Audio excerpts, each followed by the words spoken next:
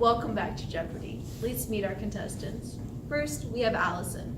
Allison, tell us about your cat farm. Oh, just like herding a bunch of cats.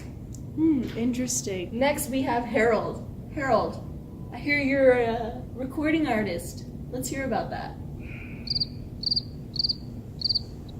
Interesting.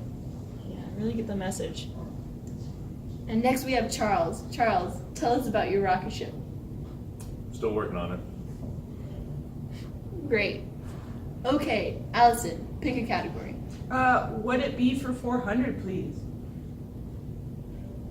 This HVAC system is inexpensive, can be built in place, is durable, and has a long lifespan. Harold. What is fire tube boiler? No. Allison. What is cast iron sectional boiler? Pick again. Would it don't be for 200, please? This HVAC system is known to be heavy, can crack, and is prone to gas-like leaks. Charles. What is cast iron sectional boiler? Very good. Pick again. Let's do where it at for 1,000. This HVAC system is typically used in residential and small to medium commercial buildings. Harold. What is water tube boiler? No. Charles. What is cast iron sectional boiler? Correct. Pick again. Let's do what's good for 1,000. This HVAC system is used to replace older, large, steel-welded boilers in hard-to-reach areas.